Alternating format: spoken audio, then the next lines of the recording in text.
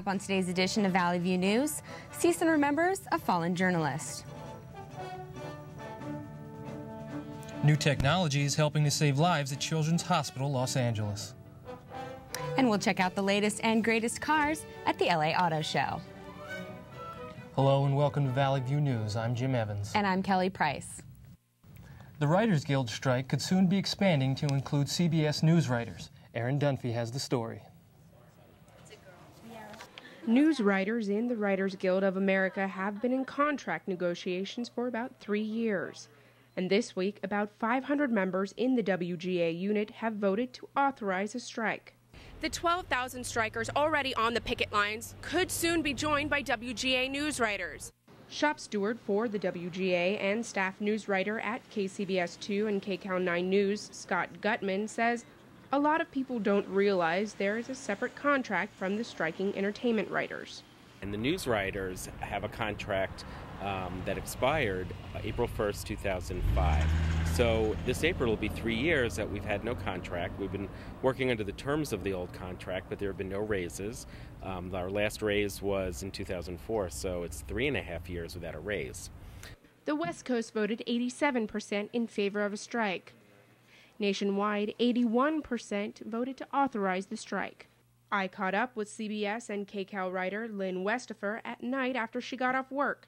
None of us have had a raise in 4 years, and I think if you just take a look at what's happened to housing prices in the greater LA area in the last 4 years and you compare that next to zero, that gets to be pretty contentious. Nobody wants to go on strike, but if you don't have an option, what are you going to do? While no one wants a strike, it may be inevitable if an agreement isn't reached soon. In Studio City, Aaron Dunphy for Valley View News.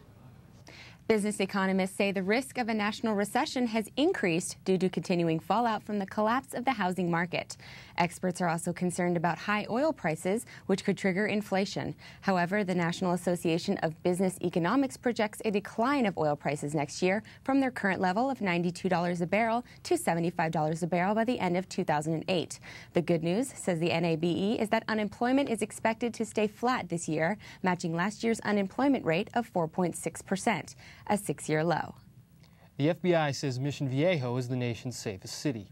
Thousand Oaks follows close behind in 7th place on this year's city crime rankings. At the other end of the spectrum, Detroit, Michigan has replaced St. Louis as the nation's most dangerous city. Law enforcement officials criticize the rankings, saying the annual reports do more harm than good. Critics say that the cities have far too many variables to be simply ranked by number. In a statement, the publishers of the rankings say that their report is the first step in making our cities and states safer. A mural in Reseda was artwork to some, but glorified vandalism to others. Valley View's Jay Schweib has the story. This controversial mural in Reseda at Satakoy and Hesperia was a tribute to a victim of gang violence. Anthony Sena, also known as OJ, a local resident and graffiti artist, was killed less than a mile away at the Needle Pushers Tattoo Parlor at an art show after party. One of his best friends, Jeff Measles, was at that party and organized the painting of this wall to honor his friend. When we did this mural, it was in honor of, his two loves, which are graffiti and tattooing. He was well known around the area, so a lot of people knew who he was, and he was a very talented guy. And people had a lot of respect for him, so since it's been up, there hasn't been any graffiti in the area, not just on the wall, not just on any wall, just the whole area in general. Sam, manager of the Edgemar liquor store, says that complaints from his neighbors were coming into the store on a daily basis. His store is across the street from a daycare center. Some people here coming, please keep it for a long time. And some neighbor coming, when are you going to take it off? You have to take it off. You're going to get shot very soon. And some neighbor are talking about the guy got killed in Van Nuys. Why you do it here? It's different, You cannot do one thing and make everybody happy. The wall was painted over 2 Thursdays ago, and now all that's left is a cracking double coat of dull brown. In the immediate area around the mural, the change to the neighborhood is already taking place. As you can see behind me, the mural marking the memory of Tony Sena's life and death has been painted over. And this is despite the efforts of Jeff Measles and the positive comments from many in the neighborhood. As you can see, A tagger has already hit up this wall, and many feel that the vandalism in this neighborhood could pick up now that Tony Sena's memorial mural is gone. In Reseda, I'm Jay Shuaib for Valley View News. A ceremony was held on the Csun campus for a fallen journalist. Valley View's Kes Kessler has the story. The Csun Journalism Department added another name to the Los Angeles Press Club's fallen memorial wall. The wall is located on the second floor of Manzanita Hall on the Csun campus. Editor of the Oakland Post, Chauncey Bailey, died on August 2, 2007 of gunshot wounds. Bailey was investigating a company called Your Black Muslim Bakery. The Chauncey Bailey Project was created by a collaboration of journalists who were investigating Bailey's death and furthering his work. Many of these students want to be professional journalists, and they came to hear about Bailey's passion for news. He was always willing, eager to cover stories in the black community.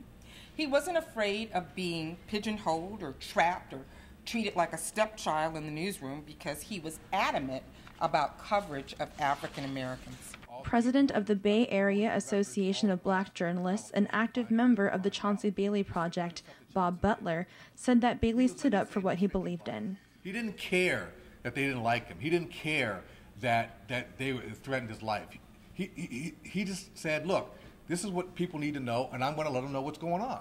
And that's what he did, and that's what we're trying to do in his name. After the ceremony, students took a moment to look closely at the names on the memorial wall.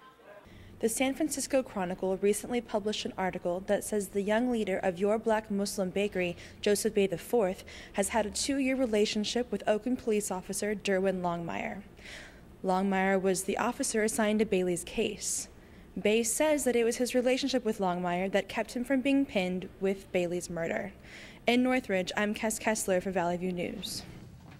When we return, we'll take a look at one community's fight to keep a local school open. And an overview of a busy week in sports.